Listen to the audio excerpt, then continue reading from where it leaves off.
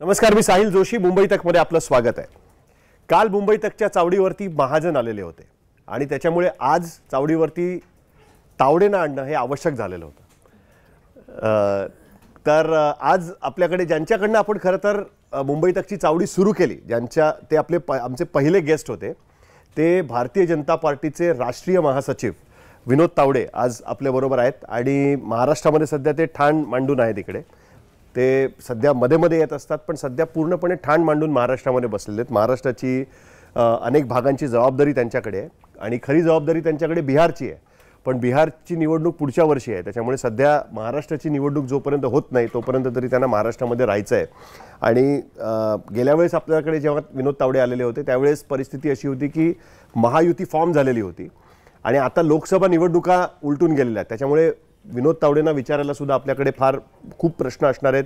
लोकसभेच्या वेळेस सुद्धा आपण बघितलं असेल की दिल्लीतला महाराष्ट्रातले नेते ज्यावेळेस चर्चेसाठी जात होते त्यावेळेस आधी विनोद तावडेंशी चर्चा व्हायची आणि नंतर मग अमित शहाकडे घेऊन जायचे. असं एक आपल्याला बघायला, त्याच्यात काय चर्चा करायची वगैरे अनेक गोष्टी आम्हाला समजून घ्यायच्या आहेत. पण विनोदजी, सगळ्यात आधी मला हेच समजून घ्यायचं आहे की महाराष्ट्रामध्ये आता तुम्ही काय रोल तुमचा असणार आहे. म्हणजे तुम्ही, मला माहिती आहे तुम्ही हे सांगणार की पार्टीने सांगितल्यानंतर मला जावं लागतं वगैरे, पण तरीसुद्धा तुमचा लोकसभेनंतर महाराष्ट्रातला रोल वाढलाय असं तुम्हाला नाही का वाटत?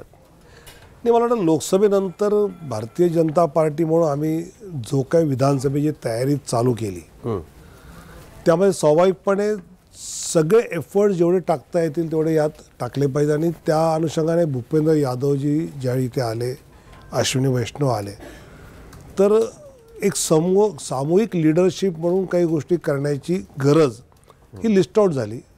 मग त्यातलं काही कामं मला मिळाली, काही पंकजाताईंना, काही सुधीर भाऊंना, असं सगळ्यांनी वाटून काही कामं घेतली आणि ते दिलेलं काम, जसं आता गोपाळ शेट्टींनी उमेदवारी अर्ज भरला, मी त्याला बंडखोरी म्हणणार नाही, त्यांचा काही आग्रह होता, स्वतःसाठी नव्हता, पक्षासाठी होता. तर अशा ठिकाणी मी बोलण्याचा काही उपयोग त्यातला स्वाभाविकपणे असू शकतो. किंवा शिवाजीराव कव्हेकर होते लातूरला, तर असे ते जिथे जिथे ज्याचा कनेक्ट आहे त्या ठिकाणी त्या पद्धतीने करणं. किंवा आता प्रचारामध्ये मी नेहमीच पश्चिम महाराष्ट्र असेल, कोकण असेल, MMR रिजन असेल, असा माझा प्रवास असायचा. तर त्या विधानसभेमध्ये माझं आत्ताचं जाणं बसणं, त्या ठिकाणी पॉलिटिकल प्लॅनिंग याच्यामध्ये उपयोग असू शकतो. तर हा सुधीर भाऊचा विदर्भामध्ये आहे, पंकजाताई दानवेंचा मराठवाड्यात आहे, दादा पाटलांचा पश्चिम महाराष्ट्रात आहे. तर असं प्रत्येकजण मिळून आम्ही करतो. त्यात माझ्याकडे या पद्धतीचं आहे. फक्त सुधीर भाऊ आणि दादा पाटील वगैरे आशिष शेलार निवडणुका लढवत आहेत, आम्ही निवडणुका लढवत नाही. त्यामुळे मी पंकजाताईंना आम्हाला जरा तो स्कोप जास्त आहे. आणि माझा भर जाहीर सभांपेक्षा हे पॉलिटिकिंग जे विधानसभांमध्ये करणं गरजेचं आहे त्याच्यावर भर जास्त आहे. पण हे तुम्ही फार इंटरेस्टिंग शब्दप्रयोग वापरलात, सामूहिक नेतृत्व असा शब्द तुम्ही वापरलात. सामूहिक नेतृत्व म्हणजे काय? म्हणजे नॉर्मली भारतीय जनता पार्टी उमेदवार प्रोजेक्ट करणं जास्त पसंत करते की यांच्या नेतृत्वाखाली आम्ही निवडणुका लढवतोय वगैरे. सामूहिक नेतृत्व वगैरे या गोष्टी बॅक ऑफ द काय म्हणतात त्याला स्टेज असतात, पण प्रोजेक्शन त्यांचं क्लिअर असतं की ह्यांच्या नेतृत्वाखाली आम्ही निवडणुका लढवतोय. हा फरक का झालाय भाजपमध्ये की नेतृत्व प्रोजेक्ट करण्यावरनं सामूहिक नेतृत्वाच्या गोष्टी तुम्ही ज्या करताय त्याच्याबद्दल म्हटलं तर? 2014ला सुद्धा सामूहिक नेतृत्वच होतं. मोदीजी असायचे आणि बाकी आम्ही 4-5 राज्यातले नेते असं होतो. कारण शेवटी समाजातल्या प्रत्येक घटकाला आपला माणूस कुठेतरी आहे हे पाहायचं असतं. हे त्याला बघितलं, त्याला असं वाटतं की मग हा पक्ष आहे, हा पक्षा विचार आपला आहे. आणि त्यामुळे ते यावेळी आम्ही जरा अधिक प्रकर्षाने ही एक सामूहिक टीम म्हणून काम करतो. प्रत्येकाचे पोटेन्शियल्स त्यामुळे कसे उपयोगात येतील त्याचे आम्ही नियोजन केलं आहे. नाही, म्हणजे त्या 19मध्ये क्लिअर नेतृत्व होतं देवेंद्र फडणवीसांचा. काय अशी परिस्थिती बदलली आता की तुम्हाला असं वाटतं की सामूहिक नेतृत्व गेलं पाहिजे? नाही, 19ला सिटिंग मुख्यमंत्री आणि त्यानंतर युती म्हणून जाताना स्वाभाविकपणे देवेंद्रजींचा चेहरा होता, जो आजही भाजपमधलं नेतृत्व देवेंद्रजींचं आहे. पण त्यांच्यावर बावनकुळे असतील, आशिष शेलार असतील, पंकजाजी असतील, ही एक सगळी टीम ही नेहमीच प्रोजेक्ट होते.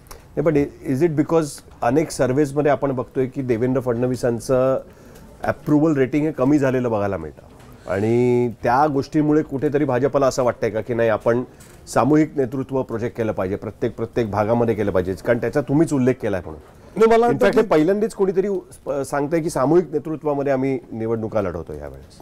ते मला असं वाटतं की ते सामूहिक नेतृत्वामध्ये लढवतो, कारण महाराष्ट्रामध्ये ज्या सगळ्या समाज आहे त्या सगळ्या समाजांचे नेते भाजपकडे आहेत आणि ते एकत्र मिळून ही निवडणूक लढवत आहेत, ज्यामध्ये बावनकुळे अध्यक्ष म्हणून त्यातलं नेतृत्व करतात, देवेंद्रजी उपमुख्यमंत्री म्हणून त्यातलं नेतृत्व करतात, ते आहेच. पण प्रोजेक्ट होताना ही सगळी टीम होत असते. 2-3 गोष्टी तुम्ही गेल्या वेळेस बोलला होता, त्याचा आपण जरा एकदा लेखाजोखा घेऊया, कारण आत्ताच्या परिस्थितीमध्ये अनेक गोष्टी येणार आहेत. एक तर खडसेंचं काय झालं, कारण तुम्ही म्हणाला होतात की खडसे आले पाहिजेत म्हणून, आणि खडसेंनी स्वतःच डिक्लेअर करून टाकलं होतं की मी आलोय भाजपमध्ये, पण त्यांची काही म्हणजे फॉर्मल त्यांचं कधी हे झालं नाही. ते जाऊन अमित शहाना भेटून पण आले लोकसभा निवडणुकीपूर्वी. आता ते म्हणतात की नाही मी भाजपत नाही आहे, मला काही लोकांनी अडवलं आणि आता मी पुन्हा काय NCP मध्ये आहे वगैरे. हे नक्की काय झालं, काय होतं त्या सगळ्या ह्याच्यामध्ये? नाथाभाऊंनी सगळं स्पष्ट केलं की त्यांना भाजपमध्ये येण्याची इच्छा होती, पण ती लोकसभेच्या ऐन ह्याच्यात झाल्यामुळे त्यावेळी पुन्हा असणारं स्ट्रक्चर तिथे नव्याने नाथाभाऊंचं जोडणं, तो डिस्टर्बन्स टाळण्यासाठी आपण हे लोकसभेनंतर बघू असं त्यात झालं. आणि त्यावेळी मग नाथाभाऊंनी रक्षाताईंचं काम केलं, कोऑर्डिनेशन केलं, रक्षाताई जिंकल्या, मंत्री झाल्या त्यानंतर. आणि मला असं वाटतं की आता रोहिणीताई त्यांची कन्या ही NCPकडनं लढते आहे, तर अशावेळी मला वाटतं नाथाभाऊंनी नक्की विचार असा केला असेल की पुन्हा आता आपली मुलगी इथे लढणार आहे आणि मग आपला त्यावेळी BJPचा प्रवेश जर झाला तर पुन्हा ते एक कॉन्फ्लिक्ट त्यातलं होण्यापेक्षा त्याने आहे त्या NCPत राहणं पसंत केलं. लोकसभेच्या वेळी जर ते फटाक्कन झालं असतं तर नाथाभाऊंचं येणं झालं असतं, एक सिनियर नेते नक्कीच आले असते, त्याचं स्वागतही झालं असतं, पण त्यावेळी ते टळलं, त्यामुळे त्यातलं लांबलं. नाही, पण असं नाही आहे. त्यांच्या बोलण्यात तर असं जाणवलं की त्यांचं येणं हे देवेंद्र फडणवीसांनी थांबवलं, असा एका पद्धतीचा त्यांचा आरोप होता. तुम्ही म्हणताय की एस्टॅब्लिश नेतृत्वाला डिस्टर्ब करायचं नव्हतं. म्हणजे कोणाला डिस्टर्ब करायचं नव्हतं? गिरीश महाजन तिकडचे नेते आहेत, त्यांना डिस्टर्ब करायचं नव्हतं असं की नुसतं एक कोणतरी जिल्ह्याचा नेता नसतो, शेवटी जिल्ह्याच्या नेत्याबरोबर खाली त्या बूथपर्यंत एक सिस्टीम लागलेली असते आणि नवीन लिडरशिप ज्याला फॉलोईंग असते ती आली तर पुन्हा बूथवर ते दोन्ही एकत्र येणं, एकत्र काम करणं इतका वेळ लोकसभेच्या वेळी नव्हता, म्हणून ते पुढे गेलं. पण कसं आहे ना, हे इंटरेस्टिंग आहे ना, तुम्ही पॅरामीटर्स वेगवेगळे लावतायत. याऐवजी दुसरे आता अशोक चव्हाण आले, ते पण ऐन लोकसभेच्या तोंडावर आले, तिथे पण तुमचं एस्टॅब्लिश नेतृत्व होतं, तिथे हा प्रॉब्लेम तुम्हाला फेस नाही झाला. पण एकनाथ खडसे जे ओरिजिनली भारतीय जनता पार्टीचे आहेत त्यांना घेताना मात्र तुम्ही म्हणता की तिकडचं ते खालचं हे कुठेतरी डिस्टर्ब झालं असतं म्हणून आम्ही घेतलं नाही. हे वेगवेगळे पॅरामीटर्स कसे काय? याचं कारण असं आहे की जळगावमध्ये आम्ही लोकसभा जिंकत आलो आहोत, विधानसभा जिंकत आलेलो, सगळे आम्ही जिंकतोच आहोत त्या ठिकाणी. नांदेडला आम्ही विधानसभा असता आमचं खालपर्यंत एक केडर कधीच नव्हतं. खासदार होते ना तिकडे, तुमचे खासदार होते पण ते 14च्या लाटेतले होते. मला असं वाटतं की खाली जे केडर लागतं बूथपर्यंत ते नांदेडमध्ये तितकं BJPचं नव्हतं, त्यामुळे त्यांचं ब्लेंडिंग हा इश्यू नव्हता जो जळगावमध्ये होता. So it is nothing else. हो, हां, अजून काही त्याच्यामध्ये नाही आहे? मला ते वाटत नाही की दुसऱ्या कुठल्या कारणामुळे त्यांना घेतलं नाही किंवा असं काही झालं नाही ना, असं काही नाही. काय लेसन्स तुम्ही शिकलात लोकसभा निवडणुकीनंतर जेव्हा तुम्ही दिल्लीतनं बघता एका गोष्टीकडे? कारण सगळेजण म्हणतात की काय ते संविधानाचं नॅरेटिव्ह किंवा वोट जेहादचं कारण दिलं जात आहे, मुस्लिम समुदायाने स्ट्रॅटेजिक वोटिंग केलं असं म्हटलं जात आहे. पण मग हेच नॅरेटिव्ह, हेच स्ट्रॅटेजिक वोटिंग पूर्ण देशभरात अनेक ठिकाणी होतं. मग महाराष्ट्रामध्येच अशा पद्धतीचं रिझल्ट्स का लागले? त्याच्यामागे महाराष्ट्रात जी परिस्थिती होती ती परिस्थिती कारणीभूत आहे का? लोकांना नाही पसंत पडलं ज्या पद्धतीने शिंदेंनी शिवसेना ताब्यात घेतली, पक्ष आणि चिन्ह, अजित पवारांनी NCP ताब्यात घेतली, हे त्याचं कारण आहे असं तुम्हाला वाटतं का कुठेतरी? नाही, हे काही मला कारण वाटत नाही. कारण जर शिवसेना ताब्यात घेतली असेल तर लोकांना खरी नाराजगी जी आहे ती 2019ला भाजप शिवसेना युतीत शिवसेना लढली आणि उद्धवजींनी त्यावेळी भाजपची साथ सोडून ते काँग्रेस आणि NCP बरोबर गेले. त्यामुळे ज्यावेळी परवा गद्दारांचा पंचनामा प्रकाशित झाला तर मला असं वाटलं बाबा खरी गद्दारी केली कोणी आणि आज गद्दार कोण कोणाला म्हणतोय. म्हणजे परवा जे राजसाहेब ठाकरे ठाण्याला म्हणाले की शिंदे यांनी धनुष्यबाण बाळासाहेबांचं आणलं आहे, तर शिंदे यांनी धनुष्यबाण बाळासाहेबांच्या विचाराबरोबर ठेवलं.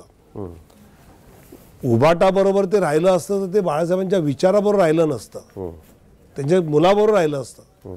पण बाळासाहेबांचे जे हिंदुत्वाचे विचार आहेत त्याच्याबरोबर ते धनुष्यबाण राहिलं, हे नक्की जनता मान्य करते. नाही, पण तरी सुद्धा माझं उत्तर नाही दिलं तुम्ही अजूनही. नक्की कारण काय होती असं वाटतं तुम्हाला?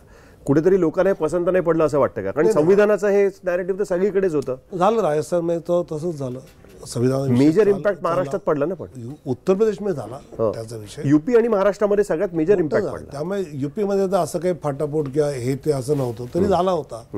कारण जेन्युइनली, आणि तो सुद्धा राहुल गांधीजी आणि खडगेजी यांच्या प्रचारामुळे नाही, तर सिस्टमॅटिक जो आम्ही सातत्याने अर्बन नक्षलचा शब्द वापरतो, तर अशा सगळ्या NGOज बरोबर विदेशी पैसा घेऊन एक 6-7 महिने कन्सिस्टंट प्रयत्न चालले होते की या समाजात जाऊन सांगणं की बाबा हे घटना बदलतील म्हणून या 400 पार पाहिजेत, हे आरक्षण घालवतील. हे संविधान बदलण्याचा नॅरेटिव्ह जो त्यांनी सेट केला, हे मान्य केलं पाहिजे की बाबा खाली हे इतकं चाललं आहे, हे आमच्या ध्यानात नाही आलं, आणि त्याला आलं त्यानंतर आम्ही काउंटर केला, तोपर्यंत उशीर झाला होता. तुम्ही राज ठाकरेंचा मुद्दा काढला, नक्की काय स्टेटस काय त्यांचा? कारण त्यावेळेस आम्ही बघत होतो की दिल्लीमध्ये राज ठाकरे आधी तुम्हाला भेटलेत, मग तुमची आणि त्यांची चर्चा झाली आहे, मग ते अमित शहाकडे गेलेत. काय नक्की चर्चा झाली होती आणि का राज ठाकरे तुमच्या अलायन्समध्ये येऊ नाही शकले त्यावेळेस? काही अंडरस्टँडिंगच नाही होऊ शकलं? सुरुवातीला असं वाटत होतं की ते एकत्र येतील. लोकसभेमध्ये जर वाटाघाटी झाल्या असतं तर काही जागा त्यांना नक्की हव्या होत्या, पण ज्या पद्धतीने चर्चा चालली त्यात ते म्हणले की याच्यापेक्षा मी तुम्हाला बाहेरून पाठिंबा पूर्ण देतो, आणि त्यांनी तो पाठिंबा दिला. नाही, वेगळं असं वाटतं की शिंदेनी जागा सोडल्या नाही. त्यांना उदाहरणार्थ दक्षिण मुंबईची जागा हवी होती, शिंदे म्हणाले की मी सोडणार नाही. त्यांना उत्तर पश्चिम मुंबईची जागा हवी होती, शिंदे म्हणाले मी सोडणार नाही. हा प्रॉब्लेम झाला कुठेतरी त्याच्यामुळे. मला असं वाटतं एकूण जागा वाटपामध्ये एकनाथ शिंदेना स्वाभाविकपणे वाटत होतं की आपण जर जागा आता जास्त सोडल्या तर जी लोक आपल्यावर आता आलेली आहेत एकदम, म्हणजे जसं इथे राहुल शेवाळींनी जागा सोडली, तर त्यांनी शिवसेना सोडून तो आपल्यासोबत आला आहे आणि त्याची जागा आपण नाही घेतली, तर अशाही त्या लिडरशिपला एक प्रश्न नक्की पडणारच आहे. तो त्यावेळी त्यांना पडला, आणि त्यावेळी राजसाहेबांनी विचार केला की आपण भाजप शिवसेना या सगळ्या महायुतीला बाहेरून पाठिंबा देऊ. तो त्यांनी भक्कमपणे दिला, आणि त्या बदल्यात आपण त्याला काही ठिकाणी मदत केली पाहिजे असं चर्चा चालली होती. त्या चर्चेमध्ये मला वाटतं माहीममध्ये थोडीशी गडबड झाली, अदरवाईज बाळ नांदगावर किंवा बाकी ठिकाणी त्यांना आपण मदत करतो होतो. पण आता ते बाहेरनंच लढत आहेत ना, एकाच ठिकाणी फक्त मदत करताय तुम्ही फायनली, आणि ते बाहेरनं लढत आहेत. आणि असं दिसतंय की ते भाजपवर टीका करत नाहीत, शिंदेवरती सगळी टीका करतायत.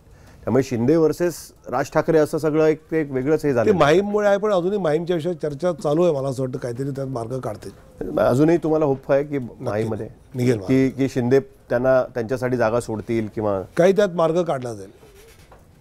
यू कांट इलॅबोरेट काय मार्ग, आता मार्ग काय निघणार? आता झालं म्हणजे आता काय त्यांचा उमेदवार आहे, मार्ग निघाला की कळेल तुम्हाला. ऋत्विक,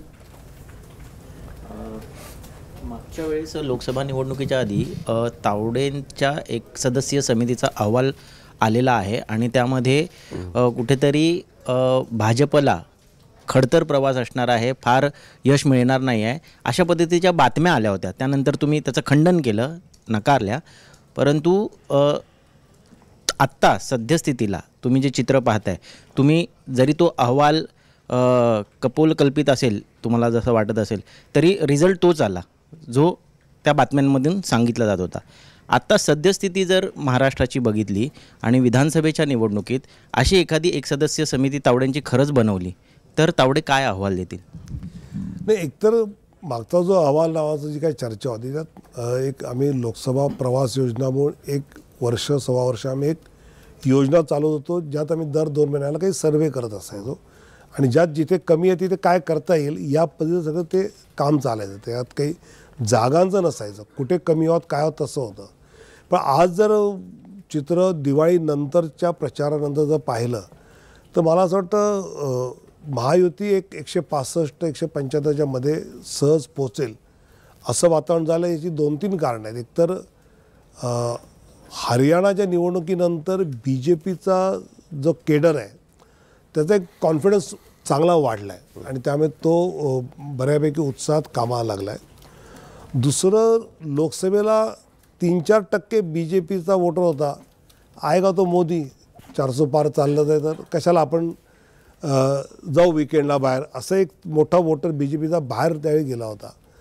तो यावेळी काही करून ठरवतो की आपण राहून वोट केलं पाहिजे, नाही तर मग मोदींना त्यातला फटका बसतो. तर तोही याच्यामध्ये यावेळी चांगलं वोट करेल, आणि यावेळी तर बुधवारी वोटिंग आहे, त्यामुळे ना इकडचा विकेंड ना तिकडचा विकेंड, बरोबर मधला दिवस आहे, त्यामुळे वोटिंग त्या अर्थाने चांगलं होईल. आणि म्हणून मला असं वाटतं की 165 ते 175 हे मी महायुतीला पाहतो. पण सिक्रेट अहवाल होता की नाही? सिक्रेट अहवाल असा काही होता की सिक्रेट अहवाल असतो. मुळात त्या जागांची चर्चाच नसते, चर्चा असते इश्यूजची आणि त्याला कसं हँडल करायचं त्याची असते. ते आताही चालूच आहेत. पण तो अहवाल कपोल कल्पित आला होता पेपरमध्ये की असा होता काही अहवाल? काहीतरी असतं पण ते आपल्या सोयीने ते असं रंगवलं जातं की तो वाटतो की असा अहवाल. ते मुळे असं काही नसतं आणि एक सदस्य असा काही अहवाल काढू शकत नाही. असं कुठलाही सर्वे महाराष्ट्रासारख्या 48 जागांचा एक माणूस काढू शकतो हे तर मी स्टोरीज आहे जरा रंजक. याचं तर खंडन करता तुम्ही, पण बिहारमध्ये ज्या पद्धतीने नितीश कुमारांना भाजपसोबत परत आणण्यामध्ये तुमचा एक महत्त्वाचा रोल होता, तशाच पद्धतीनं लोकसभेच्या आधी आपण अजित पवारसुद्धा महाराष्ट्रात महायुतीचा भाग झाले, पण जसं यश बिहारमध्ये आलं तसं यश महाराष्ट्रात मिळू शकलं नाही. काय नेमकी कारणं वाटत आहेत? काय नेमकं चुकलं? जर नितीश कुमार भाजपसोबत येतात आणि त्याचा फायदा होतो तर महाराष्ट्राचा कसा वेगळा ठरतो जेणेकरून अजित पवारांना सोबत घेऊन सुद्धा तुम्हाला हवे ते वोट ट्रान्सफर होत नाहीत किंवा तुम्हाला जे अपेक्षित यश आहे ते मिळत नाही? मला वाटतं की मुळात बिहार आणि महाराष्ट्राचं राजकीय समीकरणं तरी वेगळी आहेत. महाराष्ट्रात मी मगाशी म्हटलं तसं बेसिकली जे नरेटिव्ह चाललं होतं ते खोडण्यामध्ये आम्हाला उशीर झाला आणि त्यामुळे त्यातलं यश जागांचं कमी आहे. मतं पाहिली तर 0.03% मतं कमी आहेत. मतं काही खूप कमी आहेत असं नाही आणि ती आता कमी असलेली मतं लाडकी बहीण पूर्ण करेल, काय काळजी करायचं कारण नाही त्याला. पण लोकसभेमध्ये जे काय अपयश आलं त्याच्यानंतर आता काय असे कोर्स करेक्शन तुम्ही करू पाहताय किंवा केलेले आहेत जेणेकरून तुम्ही आता दावा करताय की 165 पर्यंतचा आकडा? बेसिकली लोकसभेनंतर आम्ही आग्रह धरला तो micro planning at Vidhan Sabha level. He election फार नरेटिव्हवर जाणार नाही कारण गोंधळ आहे. विषय काय अमुक तमुक याच्यापेक्षा महायुतीत आणि महाआघाडी याच्यामध्ये आहे. कोणी इकडचं तिकडे जात आहे, महाआघाडीचं महाआघाडीत जात आहे, महायुतीचं महायुती जात आहे, 2-3 ठिकाणी मैत्रीपूर्ण लढत आहे. त्यामुळे मतदार फुल कन्फ्यूज आहे नरेटिव्ह विषयात. अशावेळी जर आपण त्या विधानसभांचं जर मायक्रो प्लॅनिंग केलं तर सक्सेस रेट जास्त आहे, जो BJPने बऱ्यापैकी वेळेत चालू केला आहे आणि त्याचं मला यश नक्की दिसतं आहे. आणखीन एक प्रश्न हा विचारायला आवडेल कारण हे तुमच्यासोबत पण झालेलं आहे. ज्यावेळेस तुम्हाला तिकीटच नाकारण्यात आलेलं होतं आणि अशाच काहीशा गोष्टी आपल्याला वारंवार भाजपमध्ये होताना दिसत आहेत. म्हणजे अगदी काल परवा तुम्हाला गोपाळ शेट्टींची जाऊन समजूत काढावी लागली. तिथे अतुल शहा बंडखोरी करणार होते, शेवटच्या क्षणी त्यांनी माघार घेतली. महाराष्ट्राच्या राजकारणात बंडखोरीचं पेव मोठ्या प्रमाणात ह्या निवडणुकीत फुटलेलं आपल्याला पाहायला मिळतं आहे. तर भाजपमध्ये अंतर्गत जी नाराजी आहे, जी तुमच्या शिस्तबद्धपणामुळे तुमच्या डिसिप्लिनमुळे जी खरं तर बोलली जात नाही, ती चव्हाट्यावरती येत नाही, परंतु त्याला काहीतरी औषध शोधायला हवं असं तुम्हाला वाटत नाही का? ही नाराजी जोपर्यंत दूर होत नाही तोपर्यंत तुमचं जे लक्ष्य आहे ते तुम्ही प्राप्त करू शकणार नाही असं वाटत नाही का? चव्हाट्यावर येत नाही पण चावडीवर येतं असं नाही. मला वाटतं चावडीवर मला असं वाटतं की कसं आहे की ज्यावेळी महायुती होते ना त्यावेळी मुळात लढण्याच्या जागाच कमी होतात. त्यामुळे मुंबादेवी जसं आम्ही नेहमी लढायचो तर महायुतीत काही जागा शिवसेना देण्याला पर्याय नाही तर त्यातली ती जागा समजा गेली असंही असतं. आणि दुसऱ्या बाजूला म्हणजे BJPमध्ये 2014 नंतर कोणी आता नरेंद्र तोमर केंद्रीय मंत्री होते तर ते मध्य प्रदेशला आमदारकी लढले. कैलाश विजयवर्गीय महामंत्री होते तर ते आमदारकी लढून ते एका खात्याचे मंत्री झाले. त्यामुळे मी पॉलिटिकली ॲक्टिव्ह आहे पण मी आधी नगरसेवक, मग आमदार, मग खासदार, मग मंत्री अशी काय हायरार्की नाही आहे. मला राजकीय सामाजिक काम करायचं आहे, जी पार्टी देईल ते मी करेन अशा प्रकारची मला बऱ्याच गेल्या मध्य प्रदेश, उत्तर प्रदेश, राजस्थानच्या निवडणुकीत खासदार असलेले आमदार झाले आणि त्या पद्धतीची कामं त्यांनी घेतली. मी मध्ये तर कार्टूनही यायचं की खासदार आपले दार उघडायचे नाहीत खोलीत कारण कोणतरी आमदारकीचं तिकीट देईल म्हणून वगैरे. तर मला वाटतं की असं मी आता हे झालं की ते झालं की ते असं काही असं कारण नाही. पार्टीचंही काम करू शकतात आणि करतातही येत. पण हे महाराष्ट्रात का नाही गेलं तुम्ही? काही खासदारांना इथे पाठवून द्या किंवा विनोद तावडेंना महाराष्ट्रात पाठवा वगैरे अशा टाईपच्या गोष्टी इकडे का नाही ट्राय केल्या? असं म्हणजे नाही मला तर विचारलं तू लढणारच का तर म्हटलं ओनली राष्ट्र नो महाराष्ट्र. तुम्ही आता महाराष्ट्रात नाहीच, ना ना अजिबात नाही. हात जोडले. हात जोडल्याच्या पेक्षा मला असं वाटतं की 20 वर्ष आमदार, 9 खात्याचा मंत्री, 5 वर्ष म्हणजे युती सरकारच्या आधीच्या मंत्रिमंडळात त्या 9 खात्याला 9 माणसं होती, नंतरही 9 माणसं होती, जी 9 खाती मी एकट्याने सांभाळली. एवढं झाल्यानंतर आज मला असं वाटतं की राष्ट्रीय स्तरावर आपल्याला संधी मिळते, कामाचा आनंद आणि खूप शिकायला मिळते. म्हणजे हिंदी हार्टलँडमध्ये BJPचे सगळ्या राज्यात मुख्यमंत्री झाले एक्सेप्ट बिहार. तर ते आपण ऑक्टोबर 2025 करून दाखवलं, तर ते एक वेगळं समाधान त्यात सुद्धा आहे की आपण बिहारमध्ये BJPचा मुख्यमंत्री आणला. मला असं वाटतं की आणल्यामध्ये योगदान दिलं असं म्हणून. तर मला त्या एक कामाचा जो आनंद मिळतो, राष्ट्रीय पातळीवर राजस्थानचा मुख्यमंत्री निवडीला आपल्याला जायला मिळतं, त्यावेळी तर राजकारण तिथे आपण बघतो. या अशा अनेक गोष्टी आहेत की ज्या महाराष्ट्रात राहून करता येणार नाहीत. एखादं मोठं पद मिळेल, पण कामाचं सॅटिस्फॅक्शन जे आहे ते राष्ट्रीय स्तरावर आहे. पण ऋत्विकने जे म्हणाला ना, ते तुम्ही वेगळ्या पद्धतीने घेतलं. ते त्याचा उद्देश मला वाटतं ह्याच्याबद्दल नव्हता की सीट शेअरिंगमुळे काही जण नाराज झालेत. कारण अमित शहानी जे नवी मुंबईमध्ये भाषण केलं त्याच्यामध्ये अमित शहा स्पष्ट असं म्हणाले की अनेक जण जे भाजपच्या जन्मापासून आहेत, अनेक वर्ष आहेत, किंवा त्यांच्या सहकारी संस्थांमधनं, म्हणजे जसं तुम्ही ABVPतनं भाजपमध्ये आलाय अशा पद्धतीचे अनेक जण आहेत, त्यांना असं मनात कुठेतरी वाटत असेल की तुम्हाला काही मिळालं नाही सत्ता असून सुद्धा. तर मी त्यांना फक्त एकच सांगू इच्छितो, हे त्यांचं स्टेटमेंट आहे की मी एवढंच सांगू इच्छितो की जे नवीन आलेत त्यांनाही काही मिळणार नाही, असं त्यांचं स्टेटमेंट आहे. पण इन रियालिटी तशी परिस्थिती नाही बघायला मिळत महाराष्ट्रामध्ये. या गोष्टीमुळे कुठेतरी नाराजी असं नाही का वाटत तुम्हाला? मला वाटतं की अमितभाईंचं भाषण आपण अर्धवट कोट करतो. हे मांडण्याच्या आधी त्यांचं काय होतं की बूथ लेवलला वरचे नेते सोडा, बूथ लेवलचे जे अन्य पक्षाचे नेते आहेत त्यांना भाजपमध्ये आणा. आता त्यांना आणलं तर माझं काही जाईल का? तर असं काही जायचं कारण नाही, हा त्यांनी मांडलेला मुद्दा आहे. आणि पुन्हा तुम्ही वारंवार बाहेरून आलेले नावाचं जे काही म्हणता, विखे पाटील आले, तर त्या कोपरगाव आणि त्या बेल्टमध्ये वाडणे, फरांदे सगळे आमचे इतके वर्ष होते, पण आमची एकही विधानसभा तिकडे येत नव्हती. नांदेडमध्ये आम्ही कुठलीच विधानसभा तिकडे जिंकू नाही शकलो, कुठलीच नाही जिंकू. तर अशा ठिकाणी पार्टी नाही वाढली तरी चालेल, आमची कुठेही शाखा नाही, एकच, असा व्यवसाय वाढत नाही.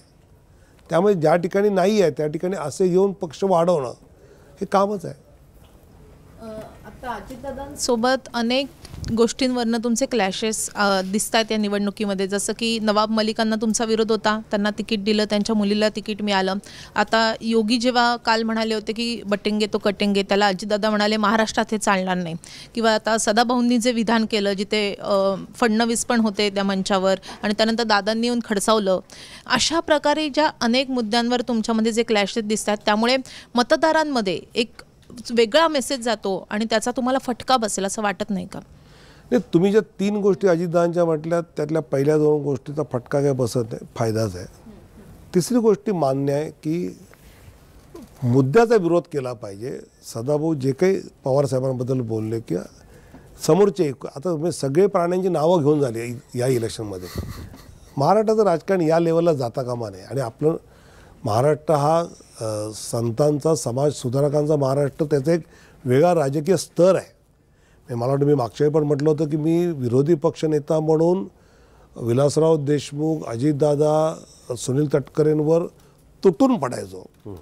पण लंच ब्रेकमध्ये विलासांची चिठ्ठी यायची, डबा आलाय, जेवायला येतो का? आणि मी जाऊन जेवायचो. तटकरे माझ्या केबिनला येऊन जेवायचे. व्यक्तिगत राग कधीच नव्हता. मुद्द्यांवर आम्ही भांडायचो, नो कॉम्प्रोमाइज, सडेतोड भांडायचो. पण ही भाषा जी आता चालली आहे आणि ती सगळ्याच पक्षांना चालली आहे, ती योग्य नाही असं माझं मत आहे. पहिल्या 2 मुद्द्यांचा फटका बसणार नाही असं का वाटतं, खास करून नवाब मलिकांच्या बाबतीमध्ये? कारण तिथे महायुतीचा दुसरा उमेदवार पण आहेत, नवाब मलिक आहेत, किंवा सना मलिकांच्या विरोधातही शिंदेंनी उमेदवार रिंगणामध्ये उतरवला आहे आणि तुमचा विरोध होता. मात्र अजितदादांनी काल रॅली काढली त्यांच्यासाठी.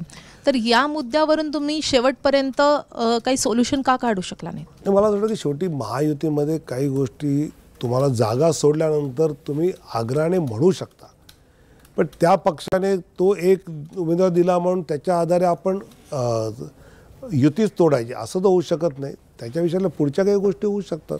नाही, पण आज तर अजितदादा म्हणाले आहेत की जे बटेंगे तो कटेंगे स्टेटमेंट आहे योगी आदित्यनाथ यांचं, त्यांच्याबद्दल त्यांचं म्हणणं आहे की बाहेरनं लोक येऊन इकडे वातावरण बिघडवू नयेत, अशा पद्धतीचं त्यांचं स्टेटमेंट आहे त्याच्यामध्ये. आणि तुमचे मुख्यमंत्री आहेत योगी आदित्यनाथ, तुम्ही त्याच्याकडे कसं बघता? त्यांनी क्लिअर कट सांगितलेलं आहे की अशा पद्धतीने प्रचार नाही होऊ शकत म्हणून. मला वाटतं जसं सदाभाऊनी अशा पद्धतीने बोलू नये असं आम्हाला वाटतं, तर त्यानं योगीने बोलू नये असं वाटतं. मला असं वाटतं की पण सदाभाऊ तरी तुमच्या पक्षाचे आहेत ना, योगी पण आमच्या पक्षातले आहे. पण असं त्या मला असं त्याला असं वाटतं, पण कॅम्पेन काय करायचा आणि काय, जसं त्यांनी नवाब मलिक येथे जाऊन काही मांडणी केली असेल तर जे आम्हाला माहिती आहे काय मांडणी करायची आणि ती आम्ही मांडणी करतो. नाही, पण तो आता गोंधळ आहेच ना. आता ठीक आहे, ते नवाबबाईंच्या प्रचाराला गेले असते एक वेळ तर आपल्याला कळलं असतं.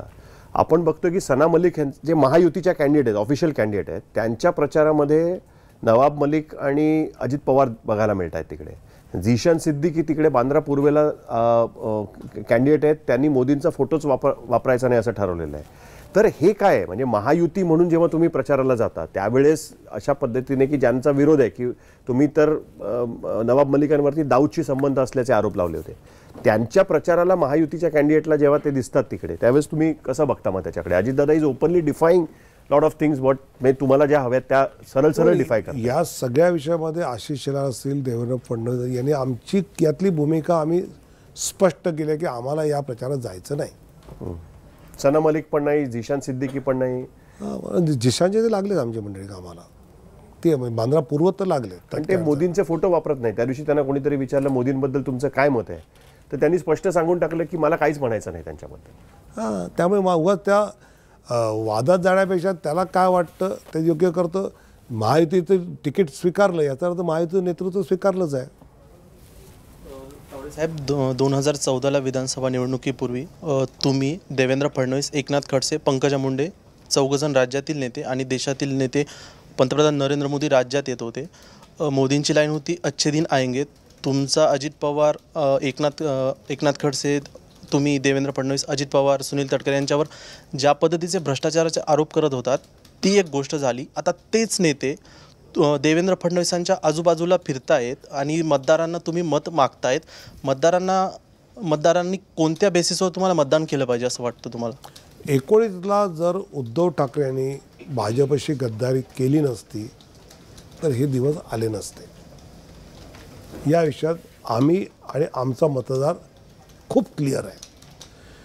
युती म्हणून जागा वाटप करायचं, युती म्हणून लढायचं, मोदींच्या नावावर मतं घ्यायची आणि मग त्यांनी काँग्रेस ज्यांनी हिंदुत्वाला विरोध केला, NCP ज्यांनी राम मंदिराला विरोध केला त्यांच्यावर जायचं. हे जर होत असेल तर आम्ही मात्र नाही नाही नाही असं शेवटी राजकारण आहे. म्हणजे आता तुम्ही हे म्हणताय तर 2014ला भाजप 123 होतं. पहिले 6 महिने उद्धव ठाकरे विरोधात बसले.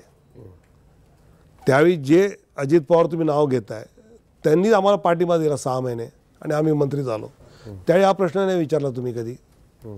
त्यांना विचारला नव्हता प्रश्न त्यावेळेस. आम्हाला त्यावेळी विचारला नाही ना. तुम्ही तर म्हणत होता जे आता विचारतायत ना, म्हणजे तुम्ही म्हणजे पत्रकार नाही म्हणत आहे, मी जनरल सांगतोय. जे आता विचारतायत ना की अजितदादा तुम्ही का घेतला, मग त्यावेळी तर ताजा भ्रष्टाचार होता. 14ला बैलगाडीतनं नेला होता. त्यावेळी तर गप्प बसलात कारण सरकार झालं. मी पण झालो मंत्री, 35 मंत्री झालो. मला असं वाटतं की राजकारणामध्ये एक गोष्ट खूप क्लिअर आहे की 2019ला उद्धवजींनी जर ठरल्याप्रमाणे युती म्हणून राहिले असते तर महाराष्ट्राचं राजकारण इतकं जे गढूळ झालं आहे ना ते झालंच नसतं. नाही, पण सर त्याच्यामध्ये एक फरक आहे. तुम्ही म्हणताय ती गोष्ट बरोबर आहे की आरोप केले होते तुम्ही आणि त्याच्यानंतर बाहेरून पाठिंबा दिला होता, हे सगळं बरोबर आहे. पण तोपर्यंत ईडीच्या कारवाया झाल्या नव्हत्या कोणावरही. तुम्ही जर बघाल तर 2014 नंतर आत्ता 2022 पर्यंत जर आपण बघितलं की ही जी नावं घेतली जात आहेत की जी आजूबाजूला दिसत आहेत त्या सगळ्यांविरुद्ध ईडीची कारवाई झाली होती. त्यातल्या काही जणांना अटकही झाली होती, त्यातल्या काही जणांच्या विरुद्ध रेड झालेल्या होत्या, त्यांना चौकशीसाठी बोलवण्यात आलेलं होतं. किरीट सोमय्यांनी त्यांना जंग पछाडलेलं होतं सगळ्या ठिकाणी. हे सगळं तोपर्यंत झालेलं नव्हतं. जे काही तुमचे आरोप होते ते विधानसभेमध्ये किंवा काय म्हणतात त्याला की भ्रष्टाचार झाला असेल तर त्याची चौकशी करावी, व्यक्तिगत स्वरूपाचे कुठलेही आरोप त्याच्यामध्ये नव्हते. त्यामुळे परिस्थिती बदललेली आहे. मग अशा परिस्थितीमध्ये जेव्हा ते बाजूला आणि त्याच्याबद्दल विवेकमध्ये किंवा संघाच्या ऑर्गनायझरमध्ये आर्टिकल्स लिहून आली की या लोकांना बरोबर घेतल्याचा परिणाम झाला. तुम्हाला असं वाटत नाही का की कुठेतरी भाजपची स्ट्रॅटेजी त्या बाबतीत चुकली, त्यांनी कुठेतरी अडून राहायला पाहिजे होतं की नाही आपण ह्यांना बरोबर नाही घेतलं पाहिजे? जे आज नवाब मलिकांच्या बाबतीत तुम्ही फेस करता एक्झॅक्टली तीच गोष्ट इतरांच्या त्या ज्यांच्यावरती भ्रष्टाचाराचे आरोप आणि त्या कारवाया झाल्या त्याच्याबद्दलचं होतं. मला वाटतं की हा प्रश्न विचारताना हे नसतं केलं तर जे झालं असतं, जे कॉमन मॅनला व्हिज्युअलाइज होत नाही ते आम्हाला व्हिज्युअलाइज झालं आहे. त्यामुळे हे करणंच राजकारणाच्या दृष्टीने त्यावेळी हिताचं होतं, ते आम्ही केलं आहे. इज इट ग्रेटर गोल असं म्हणताय तुम्ही महाराष्ट्रासाठी, का त्याच्यामध्ये तुमची सत्ता आली नसती म्हणून तुम्ही? सत्तापेक्षा महाराष्ट्राला परफॉर्म करायला जे आवश्यक होतं, बहुमतातलं सरकार आणि कम्फर्टेबल बहुमतातलं सरकार, यात कम्फर्टेबल बहुमतातलं सरकार तुम्ही देऊ शकता, डिलिव्हरी करू शकता.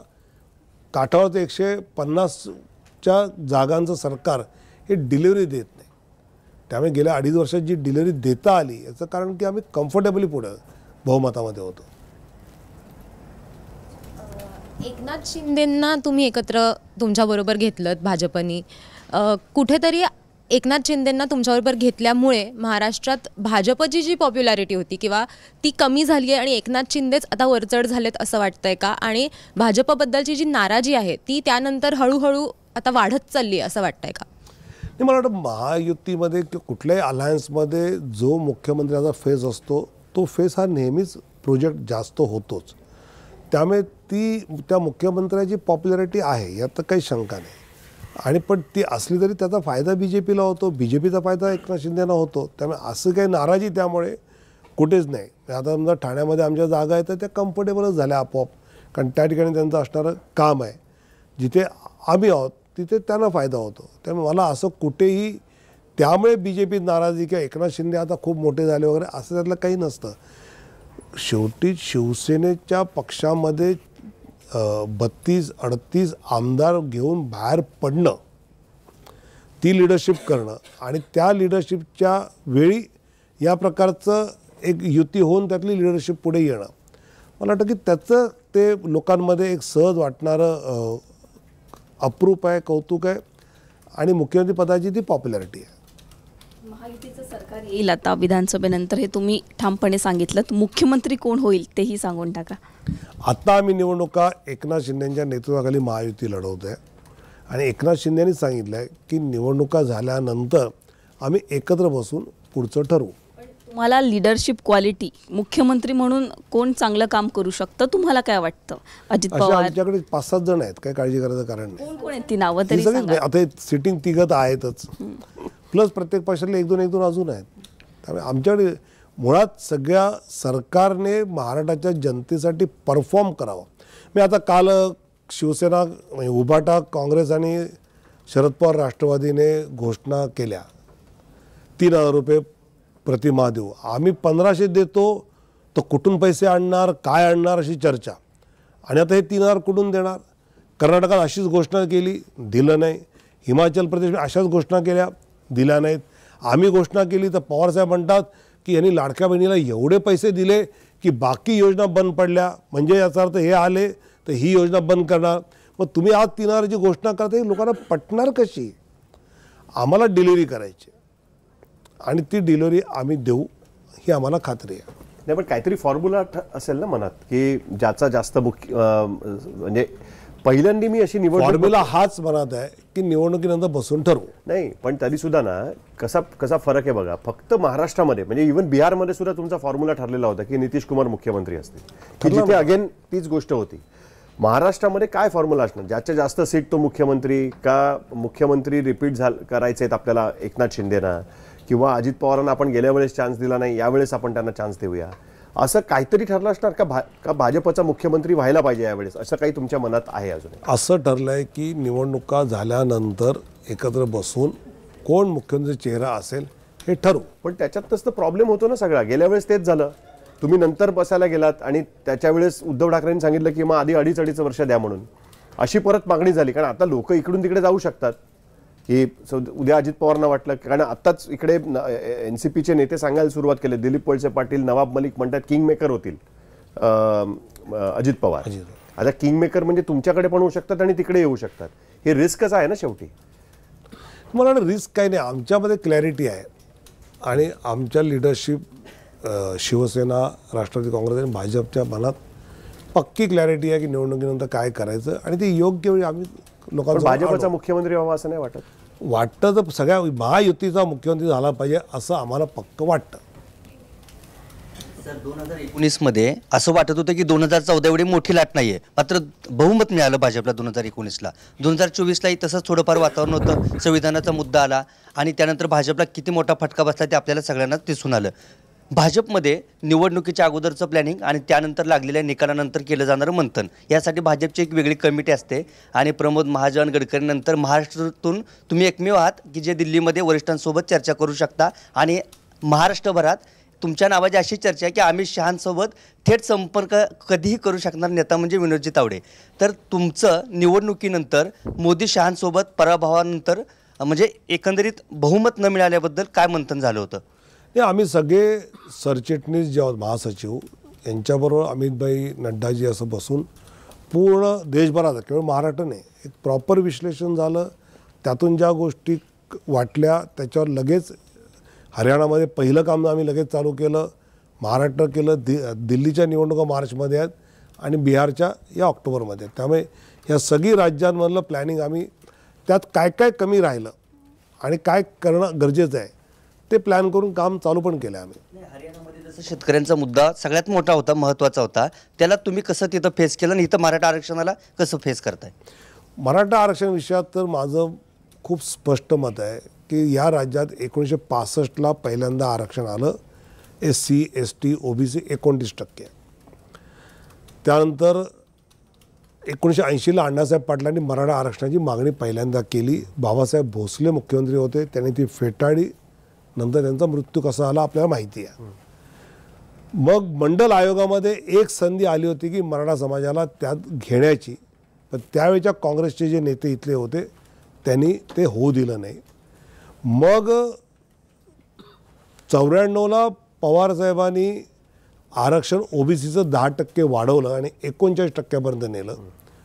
2004ला न्यायाधीश बापट आयोग नेमला गेला काँग्रेस सरकारच्या काळामध्ये. जो अहवाल आला त्यात मराठा समाजाला आरक्षण दिलं पाहिजे असा पॉझिटिव्ह आला, ज्याच्यावर मतदान व्हायचं होतं. तर 4 बाजूने 3 विरोधात होते. नेमक्या डॉक्टर भोईटे मॅडम ज्या आहेत त्यांना त्या दिवशी हार्ट अटॅक आला, त्यामुळे त्या जाऊ नाही शकल्या आणि मग 3-3 झालं. खरं म्हणजे आठवडाभर थांबले असते तरी चाललं असतं. 3-3 झाल्यानंतर न्यायाधीश बापट जे अध्यक्ष होते त्यांनी विरोधात मतदान दिलं, ते गेलं.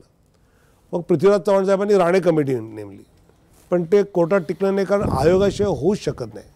मग 2 वर्ष मी अध्यक्ष होतो कमिटीचा, मग दादा पाटील झाले, आम्ही आयोग नेमला गायकवाडांचा. आरक्षण 13% दिलं, ते कोर्टात टिकलं हायकोर्टात. पुन्हा 19ला हे सरकार आलं, सुप्रीम कोर्टात 4 तारखांना कोणी गेलंच नाही. इंग्रजीमध्ये द्या म्हटलं तर यांनी दिलंच नाही, तिकडे फेटाळलं गेलं. त्यामुळे भाजप सत्तेत असताना मराठा आरक्षण आम्ही दिलं हे आम्ही लोकांपर्यंत पोचवतो आहोत. काँग्रेस शरद पवार असताना दिलंच नाही, संधी असताना दिलं नाही, हे आम्ही लोकांपर्यंत पोचवतो आहोत. त्यामुळे मला असं वाटतं आणि आता जरांगे पाटलांनी निवडणुका लढवणार नाही म्हटल्यानंतर एकदमच त्या विषयातली म्हणजे जे तिकीट मिळेल म्हणून जोरात लागलेले होते ते पूर्ण बाजूला झाले. आता इथल्या राज्याच्या भाजप नेतृत्वाचं इकडच्या नेत्यांवरतीच कंट्रोल राहिला नाही आहे का असं वाटतं का? कारण की एकाच घरातली लोक 2-2 वेगवेगळ्या पक्षातनं लढत आहेत. गणेश नाईक एका पक्षातनं तुमच्या पक्षातनं लढत आहेत, संदीप नाईक वेगळ्या पक्षात लढत आहेत, श्रीकांत बारदे हे तर सगळे जवळचे नेते आहेत तुमचे. पण कंट्रोल राहिलेलाच नाही आहे का या नेत्यांवरती की आता तुमच्या जवळचे नेते सुद्धा बंडखोरी करतात? नक्की आहेत. म्हणजे संजीव नाईक नसते लढले तर खरं म्हणजे त्यांनी तयारी केली होती, सगळं खरं आहे, पण ते नसते लढले तर दुसरी कुठेतरी संधी त्यांना मिळाली असती. किंवा तुषार भारतीय नसते लढले पण तिथे कोणी महायुती म्हणून उभा असं नाही. तर ज्या पद्धतीने रवी राणांच्या विरोधात तिथे वातावरण आहे पक्षाचं म्हणून, कारण ते नेहमी ते जिंकत आले. पण या 2-3 जर घटना सोडल्या तर बाकी पकड घट्ट आहे आमची, काय काळजी करायचं कारण नाही. समीर भुजबळ त्यामुळे महायुतीच्या विरोधात. जी आपण लोकसभेला जसं बघितलं की संविधान बदलाचा मुद्दा हा चालला आणि महाराष्ट्रामध्ये त्याचा आपण बघतो परिणामसुद्धा झाला. विधानसभेच्या निवडणुका सुरू होतात आणि राहुल गांधींची जी पहिली सभा झाली त्याच्यामध्ये त्यांनी पुन्हा एकदा संविधानाचा मुद्दा उपस्थित केला आणि आज मोदींची सभा होती. आज मोदींचं पहिलं भाषण बघितलं तर ते काउंटर करण्यातच गेलं पूर्ण की संविधान कसं योग्य आहे, आम्ही बदलणार नाही, किंवा काँग्रेसनेच कसं ते बदलायचा प्रयत्न केला. तुम्हाला असं वाटतं की त्या नॅरेटिव्हमधनं अजूनही भाजप ते काउंटर करू शकलेलं नाही आणि त्याचा फटका आता विधानसभेला पण बसू शकतो असं वाटतं, म्हणून ते खूप मोठ्या प्रमाणावर काउंटर करावं लागतं आहे? मोदींच्या धुळ्याच्या भाषणात 3.5 मिनिटं संविधानावर बोलले ते. तुम्हाला मिनिटं पण माहिती? मी पूर्ण ऐकलं ना त्यातलं. बाकी महिलांसाठी आम्ही कसं काय केलं, जम्मू काश्मीर 370 सगळे त्यातले मुद्दे त्यांनी आणलेले आहेत. मला असं वाटतं की विरोधक जो मुद्दा प्राईम मांडतात तो खोडलाच पाहिजे.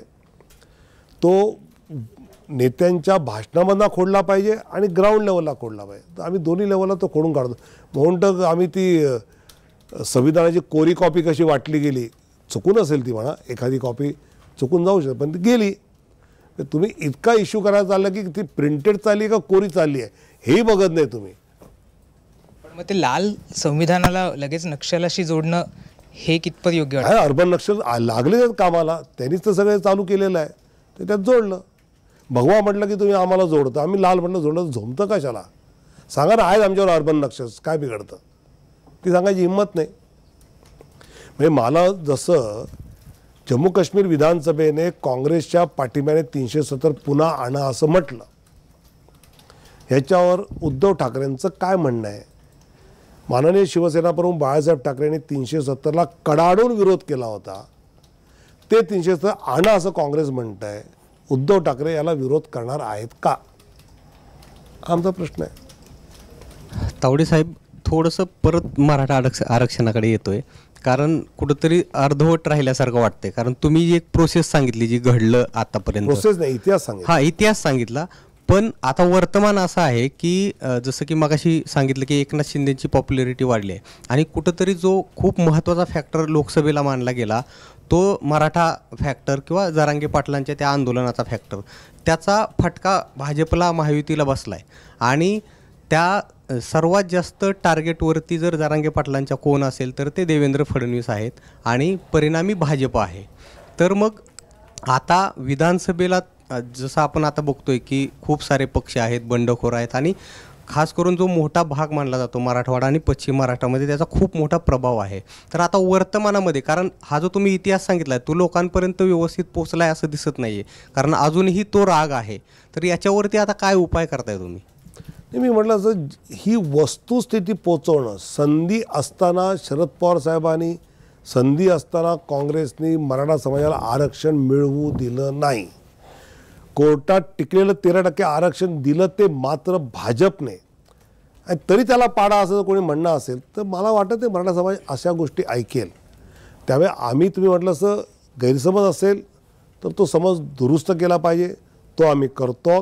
आणि वास्तव काय आहे, ज्यांनी मराठा समाजाला आरक्षण मिळू दिलं नाही अशा पवार साहेबांना जिंकून द्यायचं आणि ज्यांनी दिलं 13% आरक्षण त्यांना पाडायचं, हे मराठा समाज ॲक्सेप्ट करणार नाही. आणि मग याच्यानंतरच एक दुसरी चर्चा अशी सुरू होते की मराठा फॅक्टर जो खूप महत्त्वाचा आहे, तर मग कुठंतरी अशी चर्चा होती चालू की मग आता विनोद तावडेंना महाराष्ट्रामध्ये आणायचं आणि मुख्य पदावरती बसवायचं. आता तुम्ही म्हणालात की महाराष्ट्रात इंटरेस्ट नाही आहे, पण परंतु तुम्ही असंही म्हणताय की मला पक्ष जे सांगेल ते मी करणार. मग जर उद्या अशी वेळ आली, मी 2 गोष्टी बोलो, ओनली राष्ट्र नो महाराष्ट्र. पक्षाने मला विचारलं विधानसभा लढवतो का, मी नाही म्हटलं. त्या मी असं वाक्य कधीही वापरत नाही, का अशी वाक्य वापरून चंद्रकांत दादा पाटील फसले आहेत, असे बरेच जण फसले आहेत, हे मी पाहिलेलं आहे. त्यामुळे तितका मी हुशार आहे. पण विनोदजी, काय काय प्रॉब्लेम आहे त्याच्यामध्ये? अरे मला 14ला तुम्हाला मुख्यमंत्री व्हायचं होतं, बरोबर? मग काय आता 24ला तुम्हाला जर मुख्यमंत्री व्हायची संधी मिळाली तर काय चुकीचं? पण मला वाटत नाही का मुख्यमंत्री व्हावं? तुम्ही ज्या राज्यातनं पुढे आलात किंवा विधान परिषदेमध्ये इतके दिवस होतात, विधानसभेमध्ये तुम्ही नेतृत्व केलं, म्हणजे तिकडे तुम्ही निवडून गेलात, मंत्री राहिलात, विरोधी पक्षनेते राहिलात, कोणालाही वाटेल मुख्यमंत्री व्हायचंय म्हणून. पृथ्वीराज चव्हाण सुद्धा दिल्लीतनं मुंबईत आले होते, असं नाही की ते तिकडे गेले म्हणजे तिकडेच राहिले होते. नंतर ते पृथ्वीराज बाबा आहेत, मी साधा आहे, मी तिकडे गेलो तिकडेच राहणार आहे. मग तुम्हाला अजिबात इच्छा नाही, मला नाही व्हायचं मुख्यमंत्री? तिथे कामाची जी एक वेगळा आनंद आहे ना, तो खरंच पाहायला पाहिजे. काम कुठेही करण्यात काय प्रॉब्लेम आहे? मुंबईत सुद्धा आनंद मिळतो की नाही, पण ते तुम्ही एक राष्ट्रीय पातळीवर काम करताना तुम्हाला इतक्या गोष्टी शिकायला मिळतात, इतक्या एक जे आतून समाधान मिळतं ना, ते खरंच तिथे राष्ट्रीय पातळीवर खूप चांगलं मिळतं. सर तुम्ही दिल्लीत असतात सध्या. केंद्राशी संबंधित एक प्रश्न आहे माझा. काही आकडे आहेत माझ्याकडे. ईडीने मागच्या 10 वर्षामध्ये 5297च्या आसपास केसेस केलेल्या आहेत आणि याच्यातल्या जवळपास 43 ट्रायल फक्त पूर्ण झालेल्या आहेत आणि 25च्या मागे पुढे काहीतरी आरोपी असतील त्यांना शिक्षा झालेली आहे. तर हा सक्सेस रेशो जर आपण बघितला तर तो फक्त 0.46 एवढा येतो आहे.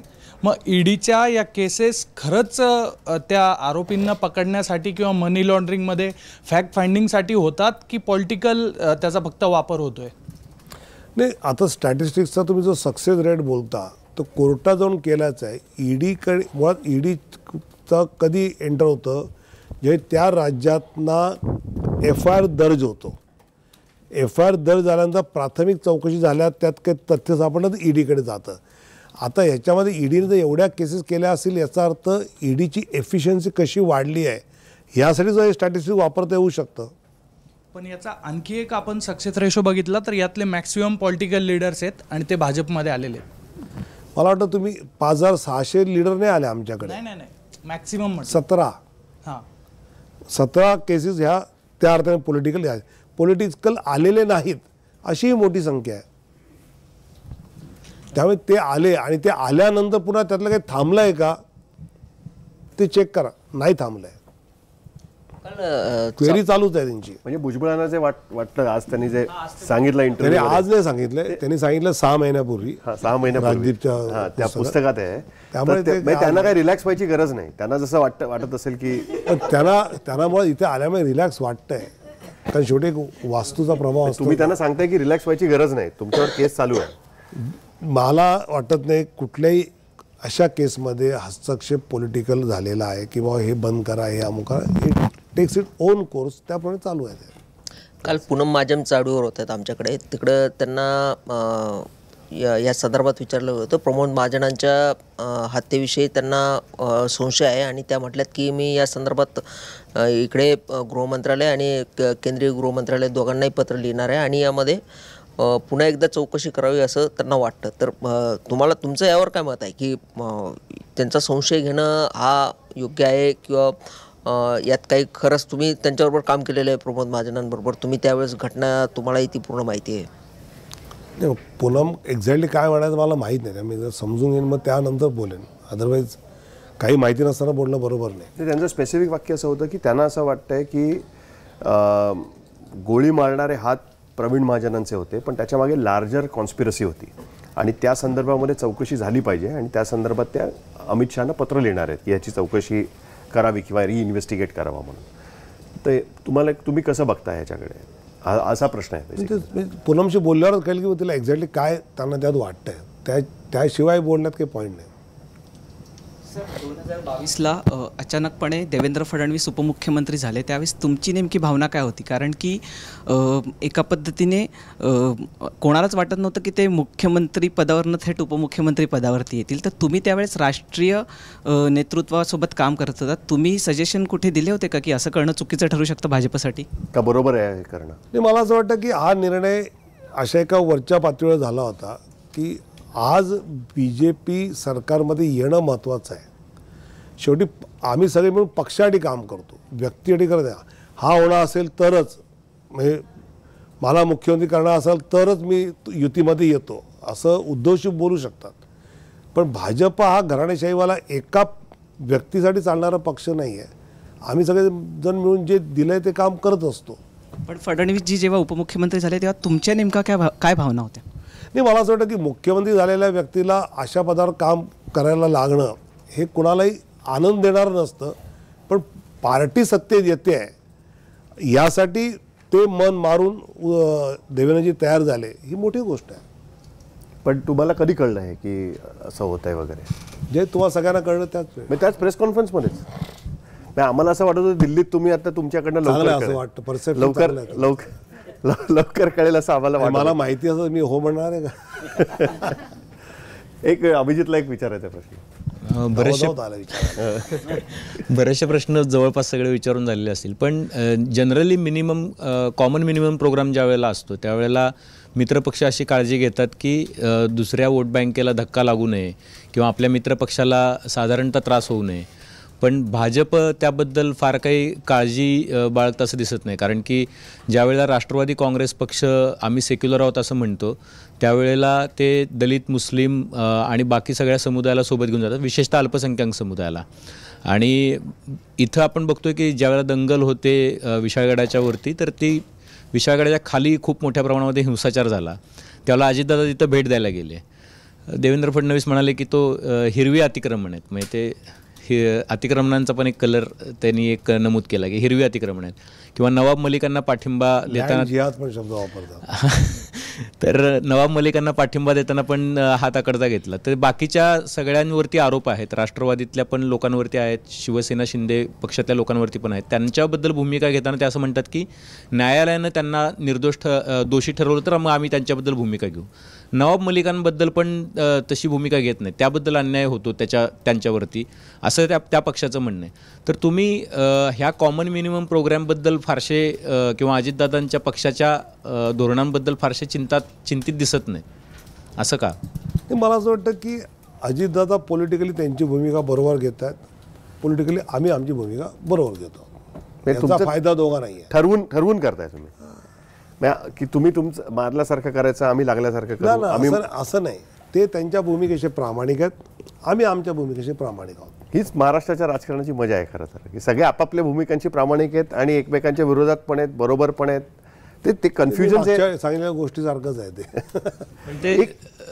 सॉरी, पण जनरली तुम्ही खूप महाराष्ट्रातलं राजकारण तुम्हाला खूप जवळून माहिती आहे. तुम्ही जरी आता 5-7 वर्ष दिल्लीमध्ये असाल, 5 वर्ष तरी सुद्धा, हां, तर महाराष्ट्रात असं वातावरण नव्हतं. म्हणजे कधी कुणी असं बटेंगे तो कटेंगे किंवा अशा स्टाईलची कधी घोषणा कोणी दिलेल्या नव्हत्या. त्याहून जास्त दिली बाळासाहेब. आज माननीय शिवसेना प्रमुखांनी याहून कट्टर शब्द वापरले आहेत. उदाहरणार्थ म्हणजे अशा घोषणा खूप दिल्या आहेत. म्हणजे त्यांनी मराठीवर दिल्या आहेत, बाकी सगळ्यावर दिल्या आहेत. त्यामुळे हे काय आता हे योगिनी आणि आत्ताच्या ह्याच्यात म्हटल्यामुळे ते एकदम जरा जास्त चर्चेत आले, फ्लेअरमध्ये आले. पण अशा याहून कट्टर घोषणा केल्या आहेत. पण अशी घोषणा दिल्यामुळे हिंदू कॉन्सल्टेशन होईल असा तुमचा कयास आहे आणि त्यामुळे फायदा. पण मुळात आम्ही हिंदूंसाठी करतो असं कुठे आहे? देशात जर आपण बाटलो तर देश तुटतो हे आम्ही म्हणतो. तर तुम्हाला काय अडचण आहे? कोण वाटतंय कोण देशाला आहेत वाटणार? जसं 370 पुन्हा आणा ओमर अब्दुल्ला म्हणतो, त्याला काँग्रेस सपोर्ट करते.